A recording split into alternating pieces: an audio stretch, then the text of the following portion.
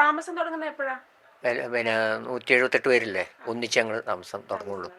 ഇവിടെ വീട് നോക്കിയോ, കണ്ടോ? കണ്ടു, നല്ല ഇഷ്ടപ്പെട്ടു. എന്തെങ്കിലും പ്രശ്നങ്ങൾ? ഒന്നുമില്ല.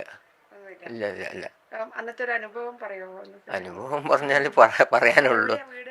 സ്കൂൾ റോട്ടിലായിരുന്നു. പിന്നെ എല്ലാം തീരുന്ന വരെ ഞങ്ങൾ ആ വീടിൻ്റെ മുകളിലായിരുന്നു. ചെറിയ കുട്ടികളും ഞങ്ങൾ പിന്നെ ഇനിയിപ്പോൾ എൻ്റെ മോളും കൂടി ഉണ്ട്. 1.5 വയസ്സാണ് ഈ കുട്ടിക്ക്.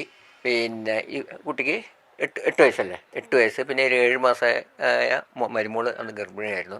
ഇതൊക്കെ ഞങ്ങൾ വീട്ടിൻ്റെ മുകളിൽ ലൈവായി എല്ലാം കാണാം. വീടിൻ്റെ അടുത്തുള്ള വീടുകളൊക്കെ ഇങ്ങനെ പോകുന്നത് ഞങ്ങൾ നേരിട്ട് എല്ലാം കാണുകയാണ്. പിന്നെ നമ്മളെ വീട് കുറച്ചൊന്നും ഇരുന്നിട്ടുള്ളൂ, വേറെ ഒന്നും ആയിട്ടുണ്ടായില്ല. പക്ഷേ അത് പിറ്റേ ദിവസം രാവിലെ ഞങ്ങളുണ്ട് പറഞ്ഞിട്ട് വേറെ അടുത്തുള്ളവൻ വന്ന് പൊളിക്കുകയായിരുന്നു ചെയ്തത്.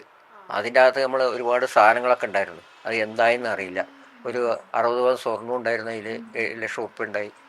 2 ഏക്കർ തോട്ടമൊക്കെ പിന്നെ മുണ്ടക്കയിലായിരുന്നു, അതൊക്കെ പോയി. പിന്നെ ഒരു ഫാമുണ്ടായി, ഫാമെല്ലാം പോയി. ഇപ്പോൾ ഒന്നും ഇല്ലാത്ത മാതിരിയാണ്. പിന്നെ ഇത് സർക്കാർ തന്നത് കൊണ്ട് ഭയങ്കര സന്തോഷം. എന്താ പറഞ്ഞാൽ സർക്കാരിനോട് എത്ര നന്ദി പറഞ്ഞാലും മതിയാവില്ല. പിന്നെ ഒരുപാട് ആൾക്കാർ ഇത് സംഭാവന ഇതിനായി തന്നിട്ടുണ്ടല്ലോ. ആ സഹായം ഒരുപാട് ആൾക്കാർ സഹായിച്ചത് കൊണ്ടാണ് ഞങ്ങളെ ഇന്ന് ഈ ഇതിൽ നിൽക്കുന്നത്.